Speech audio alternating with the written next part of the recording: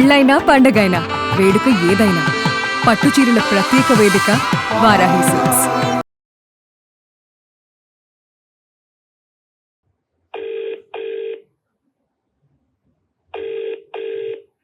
Hello, Pavani గారేనండి? అవునండి. మీరెవరు? నేను నిరుపమ, సుమన్ టీవీ నుంచి కాల్ చేస్తున్నానమ్మా. మీరు అందమైన జీవితం కార్యక్రమానికి మెయిల్ చేశారు, గుర్తుందా? అవును మ్యామ్. అంటే థాంక్స్ మేడం, నా మెయిల్ కి రెస్పాండ్ అయ్యారు. కొంచెం డిఫరెంట్ గా అనిపించింది మిగతా వాటితో కంపేర్ చేసినప్పుడు, అందుకని ఒకసారి మీది పిక్ చేశాము. మనతో పాటు డాక్టర్ కళ్యాణ్ చక్రవర్తి గారు కూడా ఉన్నారు. ఒకసారి అసలు మీ ప్రాబ్లం ఏంటో ఎక్స్ప్లెయిన్ చేస్తే దానికి సొల్యూషన్ ఏంటి అనేది ఆలోచిద్దాం. Thank you sir. పావని, మిమ్మల్ని డైరెక్ట్ గా కలుద్దాం అనుకున్నాను, కాకపోతే అవ్వలేదు. సో అందుకే ఇలా మెయిల్ ద్వారా కలుస్తున్నాను ఇలా అనమాట. కూడా హెల్ప్ చేయొచ్చు, చెప్పండి. Thank you so much sir. నేను బెంగళూరులో ఉంటాను. మ్యారేజ్ అయిన తర్వాత ఇక్కడికి షిఫ్ట్ అయ్యాను. నా తెలుగు కొంచెం బాగానే మాట్లాడతాను. ఎక్కడైనా మిస్టేక్స్ వస్తే ఏం అనుకోదండి. బాగుందమ్మా, ఏం పర్లేదు, చెప్పండి అమ్మా. సార్, నాకు మ్యారేజ్ అయ్యి 3 years అయింది సార్. నాకు ఒక పాప ఉంది, 1.5 year పాప. మా హస్బెండ్ గురించి ఎలా చెప్పాలో కూడా నాకు అర్థం కావడం లేదు. అంటే ఏమైనా అలవాట్లు ఉన్నాయా ఏంటి? మీరు ఎలా చెప్పినా డాక్టర్ గారికి అర్థమవుతుంది, మా చెప్పండి. హస్బెండ్ టాలెంటే నాకు పెద్ద బాధ అయిపోయిందండి. ఆయన అన్నిట్లో టాలెంటెడే. ఆ బిజినెస్ చేస్తారు, అంటే షేర్స్ అంటారు, దాంట్లో టాలెంటెడే. మళ్ళీ చాలా జాబ్స్ చేశారండి. టీచర్ గా చేశారు, ఫ్యాకల్టీగా చేశారు, ఐటీలో చేశారు. ఇంకా ఏది చేయలేదు అని వాట్ నాట్, బ్యాంక్ లో కూడా చేశారు. అన్నిట్లో జాబ్ చేశారండి. అదేనమ్మా, బ్యాటింగ్, బౌలింగ్, ఫీల్డింగ్ అన్ని అన్నిట్లో చేశారు. అన్నిట్లో టాలెంటెడే. కానీ ఎందులో ఒక స్థిరత్వం ఉండదు. ఆల్ రౌండర్ కానీ ఎందులోనూ ఉండదు.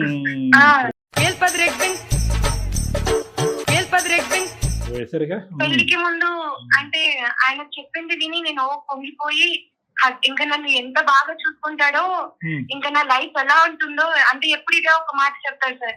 బతికితే కింగ్ లాగా బతకాలి, లగ్జీరియస్ గా బతకాలి, నీకు నువ్వు అలా ఇలా చూసుకోవాలని ఏమేమో చెప్పారు సార్. అతను కింగ్ అన్నాడా, మిమ్మల్ని క్వీన్ అని కూడా అన్నాడమ్మా? ఆయన కింగ్ అంటే ఇంకా ఆటోమేటిక్ గా నేను క్వీనే కదా సార్. అబ్బా, మంచి బాగా వేశారు. ఎవరికి వాళ్ళు ప్యాలెస్ కట్టుకున్నారా? అది అంటూనే నన్ను ఏం చేశాడో కూడా నాకు అర్థం కావడం లేదు. చెప్పమ్మా, సారీ, జోక్స్ అపార్ట్. నేను అనేది ఏంటంటే ఆ విధంగా నిన్ను అందులో ఎక్కించాడు, ఓకేనమ్మా, ఒక సినిమా చూపెట్టాడు, కానీ ఆ సినిమా నిజం అవ్వలేదనా మీ అభిప్రాయం? పోస్టర్ కూడా అవ్వలేదు సార్ నాది. అయ్యో,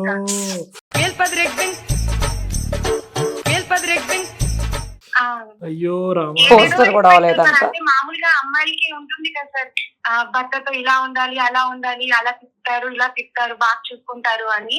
పెళ్లి అయిన తర్వాత తెలిసింది సార్. అంటే తిప్పేది పక్కన పెట్టండి సార్, 40 lakhs అప్పు ఉంది సార్. ఓహో, 40 లక్షలు అప్ప అమ్మా? 40 లక్షలు అప్పు సార్. అది కూడా నాకు పెళ్లి అయిన తర్వాత తెలిసింది. అంటే పెళ్లికి ముందే ఉందా అప్పు? ఏంటి పెళ్లి అయిన అంటే పెళ్లికి ముందే అప్పు చేశారంట. అంటే బిజినెస్ ఆ షేర్స్ లో పెట్టి, దాంట్లో దీంట్లో పెట్టి అలా పోగొట్టుకున్నారంట. ఓహో, ఓకే. మనవాడికి స్పీడ్ ఉంటది కానీ ఆలోచన ఉండదు. ఇప్పుడు ఈ 3 years లో అది పెంచి పోషించి 60 lakhs వరకు చేశారు సార్. ఇప్పుడు అది నీకు ఇచ్చే గిఫ్ట్. మీరేమైనా చేస్తారా? నేను ఇంతకు ముందు వరకు జాబ్ చేసేదాన్ని సార్. అంటే పెద్ద జాబ్ ఏం కాదు, చిన్న జాబ్ చేసేదాన్ని. బట్ ఇప్పుడు పాప చిన్న పాప కాబట్టి నేను జాబ్ మానేస్తాను.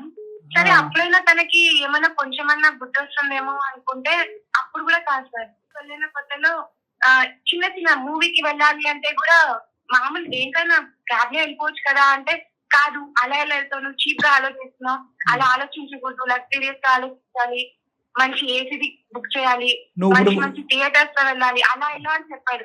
అంటే మా ఆయన ఎంత బాగా చూసుకుంటున్నాడు అని పొంగిపోయాను, కానీ తర్వాత తెలిసింది ఇదంతా అప్పు చేసి తీసుకొస్తున్నాడు అని.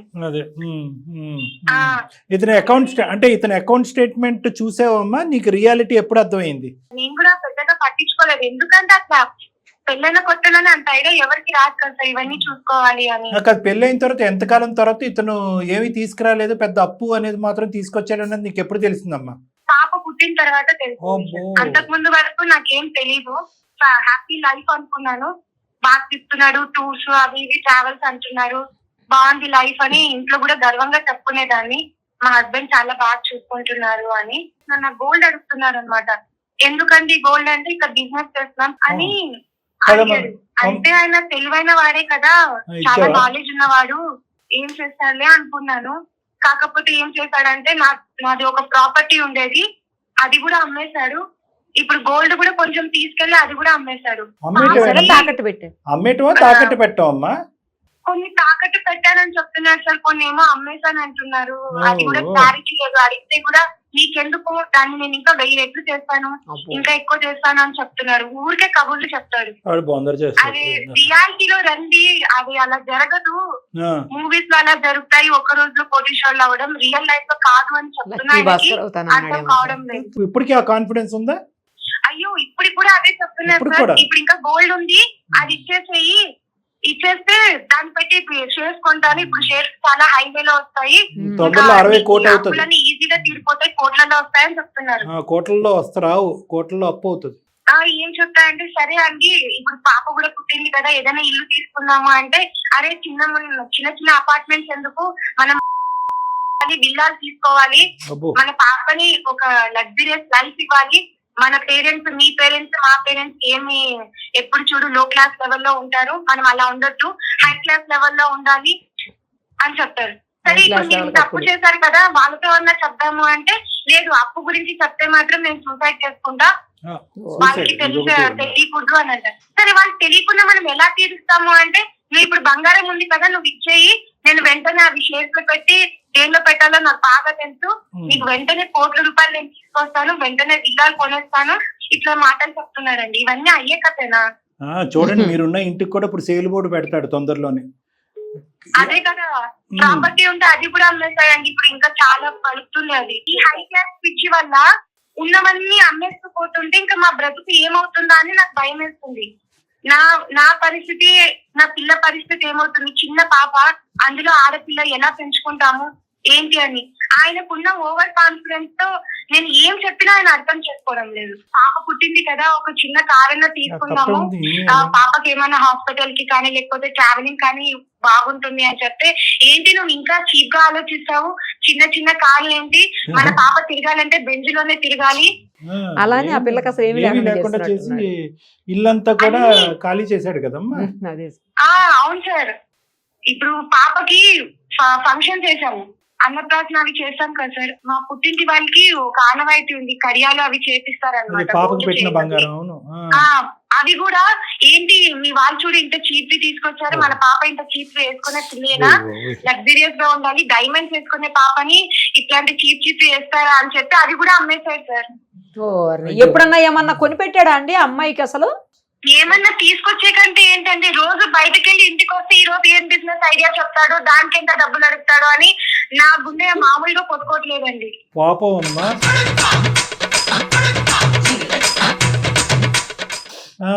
కాదు ఇప్పుడు అమ్మ ఎక్కడో చోట ఇంకా ఓకే, పెళ్ళైన కొత్తలో అంటే కనుక తిమ్మిని తిమ్మిని చేసి ఏదో స్వర్గం చూపెట్టాడు, అరచేతిలో స్వర్గం అంటారు కదా, అలా చూపెట్టాడు.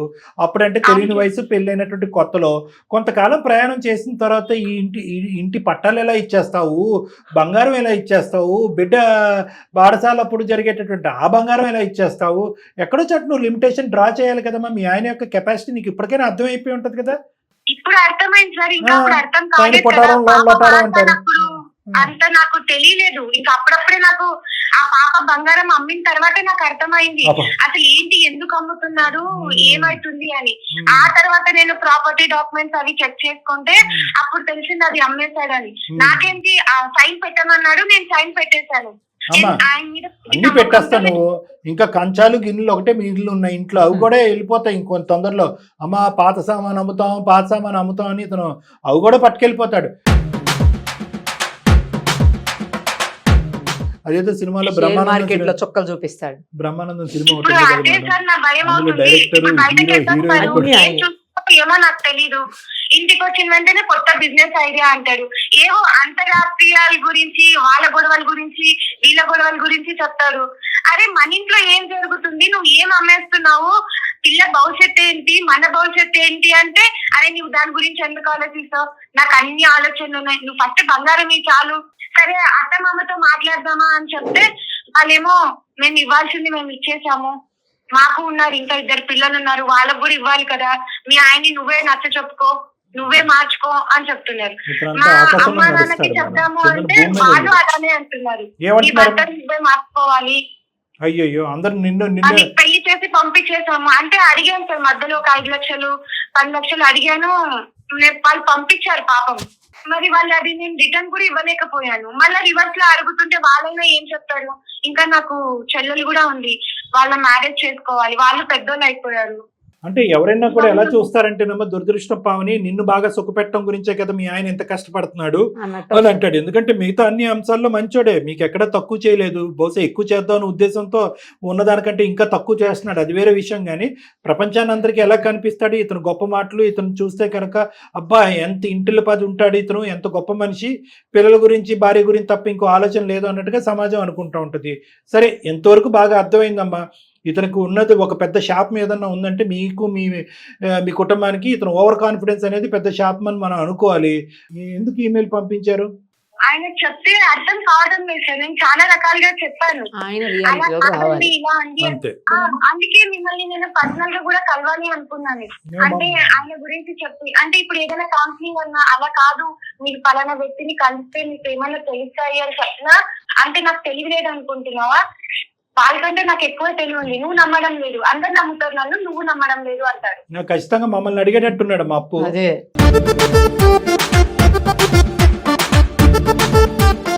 సరే, ఒకసారి ఫోన్ కలపండి అమ్మా, మాట్లాడి ఎంతవరకు మారుతాడో ట్రై చేద్దాం. ఓకే సార్, కలుస్తున్నాను. మీ హస్బెండ్ నేమ్ ఏంటి? పవన్ అండి. ఓ పావని పవన, ఓ బాగుంది. సరే, కనెక్ట్ చేస్తారా ఒకసారి మాట్లాడతాం. అలాగే మ్యామ్, కనెక్ట్ చేస్తాను. కనెక్ట్ చేయండి, కాన్ఫరెన్స్ కాల్ కలపండి. The person you are speaking with has put your call on hold. Please stay on the line. आप जिस హలో చెప్పమ్మా. ఏమండి, ఎక్కడున్నారు? బయట ఉన్నామ్మా. ఇంకా రాలేదే? నాకు టెన్షన్ ఉంటాయి, ప్రాబ్లమ్స్ ఉంటాయి, అన్ని చూసుకొని రావాలి కదా. హలో పవన్ గారు, ఎవరు మీరు? నేను నిరుపమ, సుమన్ టీవీ అందమైన జీవితం కార్యక్రమం నుంచి కాల్ చేస్తున్నాం మీకు. మీరు ఎందుకు చేసే కాలు? ఫైనాన్షియల్ అడ్వైస్ ఇద్దామని. నాతో పాటు డాక్టర్ కళ్యాణ్ చక్రవర్తి గారు కూడా ఉన్నారు. సార్ ఆల్రెడీ తెలుసు మేడం, 2-3 times మీట్ అయ్యాను సార్ని. ఈ సార్ నన్ను తెలిస్తే గుర్తుపడతారు కూడా మేడం. మంచిదా, ఒకసారి మాట్లాడండి అయితే. మంచిది. సరే మేడం. పవన్ గారు 2-3 సార్లు కలిసాను సార్ మిమ్మల్ని నేను. దేని గురించి? మామూలుగా కలిసాం సార్, అప్పుడు ఆఫీస్ టైంలో. చూస్తే మీరు గుర్తుపడతారు సార్ పక్క. కాదు, కొంప తీసి నేనేమైనా ఇచ్చానా అంటున్నా. లేదు లేదు సార్, మీరేమి ఇవ్వలేదు. అమ్మయ్య, ఏమి ఇవ్వలేదండి సార్. ఏంటి లక్షల లక్షల కొద్ది అప్పులేంటి, ఇంటి భారం పెరగట్లేదు, భవిష్యత్తు ఏంటి భయం వేయట్లేదు, చిన్న బిడ్డ ఉంది మీకు, చంటి బిడ్డ. ఏంటి మీ ఉద్దేశం ఏంటి, మీ గోల్ ఏంటి, ఫైనల్ గా ఎక్కడికి వెళ్తున్నారు మీరు? మీకు మా వైఫ్ చెప్పారా సార్? మీరు ఇంకెవరు చెప్తారు, మీ ఆవిడే చెప్పింది. ఆవిడ తనకి ఎలా ఉండాలి, ఎలా బతకాలి ఏం తెలియదు సార్. మన బతికేది సార్, మన రేంజ్ మనకి అన్ని ఒక లెవెల్ ఉండాలి కదా సార్. అదేలే, మన మినిమం రేంజ్ రోవర్లే. కాదు, నేను చెప్పేది ఏంటంటే ఎలా ఏంటి ఇప్పుడు ప్రస్తుతానికి ఎన్ని రేంజ్ రోవర్లు ఉన్నాయి, మీ రేంజ్ ఏంటో ఒకసారి మాకు చెప్పండి. మాటలేనా, చేతలు ఏమైనా ఉన్నాయా? మాటలేనా అంటే టైం రావాలి సార్, దేనికైనా మనం అనుకుంటే అయిపోదు కదా. దేనికైనా ఒక రోజు అనేది వచ్చింది, అది వచ్చిన రోజు నేను నా లెవెల్ ఏంటో అప్పుడు తెలుస్తుంది సార్. ఇప్పుడు చెప్పండి ఎలా చెప్తాను. ఎప్పుడు వస్తుంది మీకు ఆ టైము? 10,000తో లక్షలు, 2 లక్షలు, 5 లక్షలు సంపాదించిన రోజు కూడా ఉంది సార్. ఎప్పుడు వస్తుంటే మరి టైం రావాలి దేనికైనా. కాదు, ఏం చేశారు ఆ డబ్బులు రావడానికి? ఆయన గురించి చెప్పలేదు సార్, వేరే వాళ్ళ గురించి చెప్తున్నాడు ఆయన. ఎంత ఉందండి అప్పు, ఎంత ఉంది? అప్పు అంటే అది ఏం లేదు సార్, జస్ట్ 30 lakhs 40 lakhs ఉంది అంతే. కాదు, మీ క్వాలిఫికేషన్ ఏంటి sir? BTech complete sir. BTech complete అయింది. ఏం చేస్తూ ఉంటారు? అవును సార్, బిజినెస్ ప్లాన్ చేస్తున్నా సార్. ఈ 30,000కి 40,000కి మనకి సెట్ అవ్వదు సార్. చాలా జాబులు చేశాను సార్ నేను. ఈ 34,000 మనకి ఎటు సరిపోతాయి సార్? ఇంటికి ఒక రోజు పబ్కి లేదా ఒక రోజు ఫ్రెండ్స్ తో రెస్టారెంట్ కి వెళ్తే 10,000 అయిపోతుంది సార్. వచ్చే 30,000లో ఇంకేం ఉంది సార్, నెల మిగిలేసరికి మళ్ళీ ఎత్తుక్కోవాలి. మీకేం తెలుసు సార్, మీరు డాక్టర్లు సార్, మీకంటే ఎట్లానే వస్తాయి. మేము కూడా మీలా బతకాలనుకుంటాం కదా. నేను నా క్వాలిఫికేషన్ తగ్గట్టు నేను నా వృత్తి ధర్మాన్ని నిర్వహిస్తున్నాను, దానికి సంపాదిస్తున్నాను. నీ క్వాలిఫికేషన్ ప్రకారం నువ్వు ఆ ధర్మాన్ని నిర్వర్తించవచ్చు కదా. నువ్వెందుకు ఈ ఆకాశానికి నిచ్చినట్టు ఏంటి? చదివితేమో సార్, తెలివితేటలు ఉండాలి మనకి. తెలివితేటలు ఉంటే చదువు లేని వాళ్ళు కూడా ఎంత రేంజ్ లో లేదు. నాకు ఆ తెలివితేటలు బాగానే ఉంది సార్. ఇప్పుడు ఉన్నటువంటి పరిస్థితుల్లో నిన్న ఈ రోజుల్లో నువ్వేం పని చేసావు? నా ఆలోచన ఇప్పుడు బిజినెస్ మీదే ఉంది సార్, బిజినెస్ ప్లానింగ్ లో చెప్పానా ఉన్నాను సార్ మీకు, తొందరపడి ఏది చేయడు ఆయన, ఆలోచించి చేస్తాడని చెప్పానా చెప్పలేదు? ఆలోచించి అందరి జీవితాలు చింపేస్తున్నాడు మేడం. అలా కాదు, ఇప్పుడు ప్రజెంట్ మీ వైఫ్ యొక్క బాధ మీకు అర్థమైందా?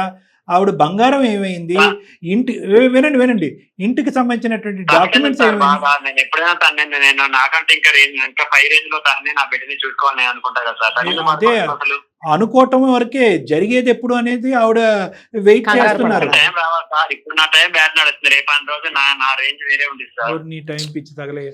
నేను చెప్పేది వినయ్యా స్వామి, బంగారం ఏమైంది, డాక్యుమెంట్స్ ఏమైంది, బిడ్డకు సంబంధించినటువంటి బంగారం ఏమైంది, పుట్టిన తర్వాత బిడ్డకు పెద్దలు పెట్టినటువంటి బంగారం ఏమైంది, భార్య మెడలో ఉండవలసిన బంగారం ఏమైంది, ఈ ఉన్నటువంటి ఒకే ఒక సొత్తు ఆ ఇల్లు ఏమైంది?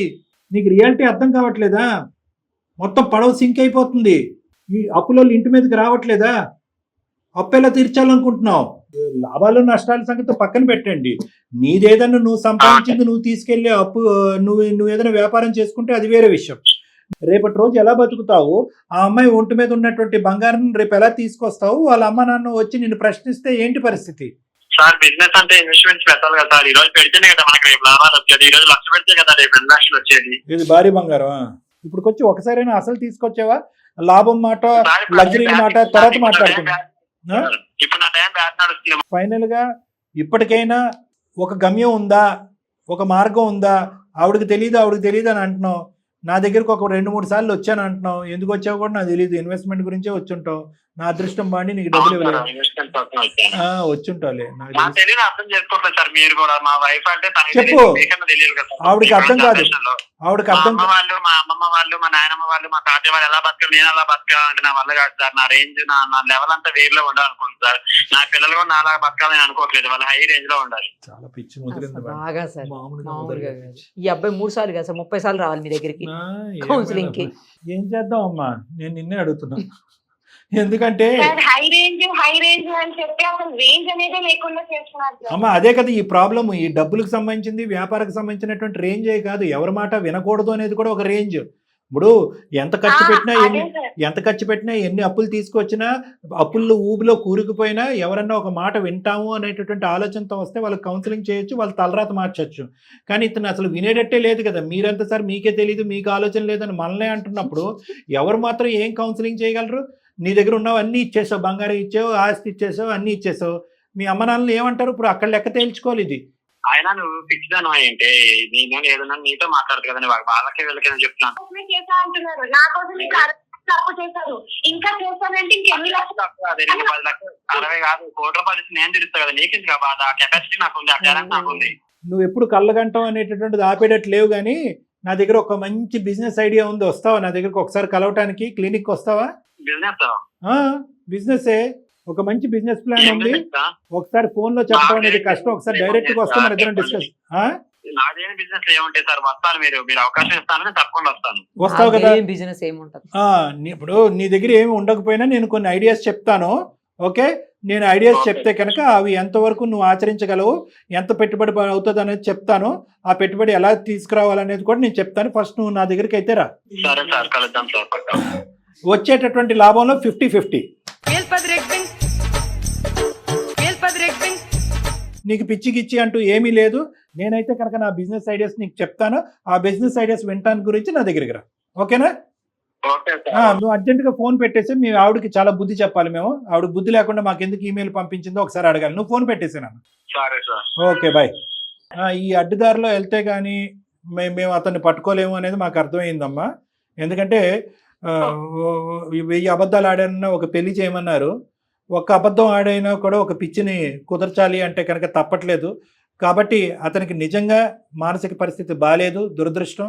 అంటే మీరు అనొచ్చు, ఏమండి మానసిక పరిస్థితి బాగాలేని వాళ్ళు బీటెక్లు చేస్తారా, మానసిక పరిస్థితులు బాగాలేనటువంటి వాళ్ళు బిజినెస్లు చేస్తారని చెప్పి. అది వేరు. ఈ లెక్కలేనితనము, ఈ వెచ్చలివిడిగా ఖర్చులు పెట్టాలు, అప్పు చేసి పప్పు కూడు కాదు కదా, ఇంటిల్లి పాది అందరినీ నట్టేట్టు ముంచేసేటటువంటి ఈ రోజు 60 లక్షలు కాదమ్మా, ఇది ఎక్కడికన్నా పోవచ్చు. ఇంకొకటి కూడా చెప్తున్నాను, ఇది కేవలం అప్పులు అనే అంశం ఒకటే కాదు. ఎవరన్నా కూడా ఆ అప్పు తీసుకున్నటువంటి వ్యక్తులు కోపగించి ఇతని మీద ఏమన్నా దాడి చేయొచ్చు, ఇంటికి రావచ్చు, కేసులు పెట్టచ్చు, ఇంటి పరువు రోడ్డు మీద వేయచ్చు, మీ అందరు పరువు పోవచ్చు. ఇంకా ఆ పరిస్థితి వరకు రాలేదు కాబట్టి ఈ రోజు కాస్త నవ్వుకుంటూ నవ్వుకుంటూ కాస్త సీరియస్గానే మనం మాట్లాడుకున్నాం. నేను అతని ఫోన్ మీద కౌన్సిలింగ్ చేసేటటువంటి ప్రయత్నం కూడా ఎందుకు చేయలేదు అంటే కనుక, ఇందాక నేను చెప్పాను కదా, అతను ఒక ఆకాశంలో ఉన్నాడు, మనకంటే 10 మెట్ల హైట్లో ఉన్నాడు. అతను ఊహించుకోవటం, కలలు గంటం అనేటువంటి పనిలోనే ఉన్నాడు, కానీ ఇప్పటికీ కూడా రియాలిటీలోకి రాలేదు. అతనికి అర్జెంటుగా ఇన్ క్లినిక్ ట్రీట్మెంట్, కౌన్సిలింగ్ అవసరం. చాలా ఎపిసోడ్స్లో ఇప్పటి వరకు నేను ఏంటంటే 95% to 98% మేము ఫోన్ కాల్ మీద ఇష్యూని రిజాల్వ్ చేసి మిగతా ఒక 5-10% క్లినిక్ హాస్పిటల్లో రిజాల్వ్ చేయడానికి ట్రై చేస్తాం. కానీ ఇతనిది అలా లేదు. ఒక 2 to 3% మన ఫోన్ కాల్ మీద జరుగుతుంది. అది కూడా అబద్ధం ఆడి అతను నా క్లినిక్ సెటప్లోకి రప్పించుకోవటానికి. క్లినిక్ సెటప్లోకి వచ్చిన తర్వాత కూడా అతనితో నేను స్టార్టింగ్లో business ideas, hospital, medical field గురించే మాట్లాడతాను. మాట్లాడిన తర్వాత స్లోగా అతనితో నేను ఫ్రెండ్షిప్ చేస్తాను, అంటే ఒక స్నేహితుడిగా మారుతాను. మారిన తర్వాత అతనికి నా మీద ఒక నమ్మకం వచ్చిన తర్వాత అతన్ని కౌన్సిలింగ్ అండ్ ట్రీట్మెంట్ లూప్లోకి లాగుతాను. అది నా యొక్క టాలెంట్, నా స్కిల్, అది నేను చూసుకుంటాను. నువ్వైతే మాత్రం అతనికి గుర్తు చేయి, డాక్టర్ గారు చెప్పారు కదా, ఏదో బిజినెస్ ఐడియాస్ ఉన్నాయంట కదా, ఆ స్థాయి వ్యక్తి చెప్పాడు అంటే ఖచ్చితంగా అందులో నిజం ఉండుంటుంది అని చెప్పి నమ్మించి నా దగ్గరికి తీసుకొచ్చేటటువంటి ప్రయత్నం చేయమ్మా. నేను చెప్పేటటువంటి మాటల్లో కొంతవరకు అబద్ధాలు ఉన్నా కూడా నీ జీవితాన్ని కాపాడి, నీ బ్రతుకుని కాపాడటం గురించి ఇలా చేయటం తప్ప ఇంకో దారి లేదు. అర్థమైందా పావని గారు? Thank you so much. మార్పు వస్తుందా సార్? మారుతారా ఆయన? అమ్మా, అట్లీస్ట్ ఫస్ట్ ఆఫ్ ఆల్ మార్పు అనేది హాస్పిటల్ వరకు రావటం, క్లినిక్లో అడుగు పెట్టడం అమ్మా. తర్వాత నా మీద అతనికి ఆల్రెడీ ఒక నమ్మకం ఉంది. ఇంతకుముందు కూడా ఒక 2-3 సార్లు ఏదో కారణం మీద నా దగ్గరకు వచ్చాడంట. సో నేనంటే ఒక గౌరవం ఉంది, ఒక ఆలోచన ఉంది. కాబట్టి ఫస్ట్ ఆ నమ్మకాన్ని మనం జాగ్రత్తగా ఎలా వాడుకుంటాం, ఒక కౌన్సిలింగ్ వరకు కానీ లేదంటే ఒక మెడికల్ ట్రీట్మెంట్ వరకు ఎలా తీసుకెళ్తాననేది కొంతవరకు నేను ఆలోచించుకోవాలి. ఆ తర్వాతే నీకు ఒక గ్యారంటీ ఇస్తానమ్మా. పైపెచ్చి నీకు ఇంకో మాట కూడా చెప్తున్నాను, ఒకప్పుడు నా వంతు ప్రయత్నం నేను చేసిన తర్వాత కూడా అతనిలో మార్పు రాలేదు అనుకుంటే నీ బిడ్డ భవిష్యత్తు, నీ భవిష్యత్తు నువ్వు ఆలోచించుకోవాల్సినటువంటి ఆవశ్యకత ఉందమ్మా. ఎందుకంటే నువ్వు సర్వస్వం అతనికి ఇచ్చేసావు. ఈరోజు నీ దగ్గర అంటూ ఏమీ లేదు. చదువుకున్న దానివైనా కూడా పెళ్లి గురించి ఉద్యోగం కూడా వదిలేసావు. నువ్వు ఏకాకి అయిపోయావు. ఇంకా రానున్న రోజుల్లో ఈ వ్యక్తి ఇదే మొండితనం, ఇదే వైఖరిని చూపెడితే కనుక నువ్వు పెద్దలతో డిస్కస్ చేసి, ఒకప్పుడు డాక్టర్ చేసిన ప్రయత్నం కూడా ఫలించలేదు, నేను ఎలాగా, నా జీవితం ఎలాగా అని చెప్పి మీ పెద్దల యొక్క సలహా తీసుకుని నువ్వు బయటపడటం మంచిదమ్మా. అదంతా తర్వాత. కానీ ఫస్ట్ అయితే సార్ దగ్గరికి వచ్చిన తర్వాత అప్పుడు ఏం చేయాలని డిసైడ్ చేయొచ్చు పావని గారు. ఇక్కడ ఏంటంటే ఈ మాత్రం మనం ఎందుకు మాట్లాడుతున్నాం అంటే అమ్మా, మనిషి పిచ్చి పిచ్చిగా మాట్లాడి పిచ్చి పిచ్చి ఇన్వెస్ట్మెంట్స్ చేసినా కూడా వ్యక్తి మంచోడు. ఇప్పటికి కూడా భార్య పిల్లలు కుటుంబ శ్రేయస్ కోరుకుంటున్నాడు, మీ సుఖ సంతోషాలు కోరుకుంటున్నాడు, మీ శ్రేయస్ కోరుకుంటున్నాడు. చాలా ఇష్టం ఉంది. సో ఆ ఒక్క కరెక్ట్ వద్దమ్మా, వదలొద్దు. ఆ బిహేవియర్ అలా ఉంది కాబట్టి 600 100 ఒక్కసారి కాకపోయినా 100 సార్లైనా ప్రయత్నం చేసి అతని మానసిక పరిస్థితి మార్చేటటువంటి పూర్తి స్థాయి ప్రయత్నం నేనైతే చేస్తానమ్మా. నాకున్నటువంటి అనుభవంతో అది ఖచ్చితంగా జరుగుతుందని నేను అనుకుంటున్నాను. నువ్వైతే మాత్రం నువ్వు చేయవలసింది ఏంటంటే అతనికి ఇది ఒకసారి ఈ అపాయింట్మెంట్ గురించి, నా కౌన్సిలింగ్ గురించి గుర్తు చేయి. ఒకప్పుడు నేను మళ్ళీ రాను అని చెప్పి, ఒకప్పుడు రాను అని ప్లేట్ ఫిరాయిస్తే కనుక నిరుపమా మేడం గారు మా మేనేజర్స్ యొక్క నెంబర్ ఇస్తారు. మా మేనేజర్స్ రిపీటెడ్గా ఫోన్ చేసి సార్ వెయిట్ చేస్తున్నారు అని చెప్తారు. ఆటోమేటిక్గా అతను రప్పించుకునేటటువంటి ప్రయత్నం చేస్తారు. అర్థమైందా పావని గారు? అలాగే మేడం, అర్థమైంది. ఖచ్చితంగా పంపిస్తాను మేడం. ఈ ప్రోగ్రామ్ లో చూసాను నేను, చాలా మంది సొల్యూషన్స్ మీ వల్లనే దొరికాయి. అలాగే నా ప్రాబ్లమ్స్ కూడా సొల్యూషన్ మీ వల్లే దొరకాలి. తప్పకుండా 100% అమ్మా, అవుతుంది. నేను ఇస్తున్నాను కదా గ్యారంటీ, 100% అవుతుంది. బాయ్ అమ్మా, బాయ్ తల్లి, బాయ్ అమ్మా. మొత్తానికి కాదు సార్, ఇట్లా రకరకాల ఇలా కూడా ఆలోచించేటోళ్ళు ఉంటారా అంటే బాబోయ్? వీళ్ళందరినీ ఏమంటారంటే వీళ్ళందరూ ప్లానర్స్ మేడం. మీరు చూసుకుంటే ప్లానర్స్ అని కూడా అనడం, కానీ అత్యుత్సాహంగా విపరీతంగా ఊహాజనకమైనటువంటి లోకంలో ఉండేటటువంటి మనస్తత్వం. ఏవైతే కనుక మన ఎవరికి ప్రమాదం ఉండదు కానీ వాళ్ళకి ఇబ్బంది. వాళ్ళకి ప్రమాదం, అందరికీ ప్రమాదమే మేడం. ఈవెంచువల్లీ ఇప్పుడు ఈ అమ్మాయికి ప్రమాదం లేదు, ఆ అమ్మాయి ఇప్పుడు భవిష్యత్తు ఆగమ గోచరం, బిడ్డ ఉన్నాడు, భవిష్యత్తు లేదు, కానీ అప్పు మాత్రం తండోపతండాలుగా ఉంది, భయంకరంగా ఉంది. అంటే వీళ్ళు ఏంటంటే ఎక్కడో చోట ఇన్ఫ్లుయెన్స్ అవుతారు మేడం. ఎవరో 1-2 ఎగ్జాంపుల్స్ ఉంటాయి చూడండి. చదువుకోకుండా ఎక్కడో స్థాయికి వెళ్ళిపోయినటువంటి వాళ్ళు, 1 లాటరీ టికెట్ తో 100 కోట్లు సంపాదించినటువంటి వాళ్ళు, ఏమీ లేకుండా ఈజీగా ట్రేడ్స్ షేరింగ్ లో సంపాదించేసేటటువంటి వాళ్ళు అని వీళ్ళ యొక్క ఉన్న సైకాలజీ ఏంటంటే డబ్బుల మీద విపరీతమైనటువంటి ఆశ ఉంటుంది, డబ్బుల మీద లెక్కలేనితనం అనేది కూడా ఉంటుంది. పెట్టుబడి పెట్టేస్తే కనుక ఆటోమేటిక్గా లక్షల కోట్లు అవుతాయి అనేటటువంటి ఆలోచనలో ఉంటుంది. రిస్క్ యాక్సెప్ట్ చేయరు, ఎప్పుడు లాభం వైపే ప్రాఫిట్ వైపే చూస్తూ ఉంటారు.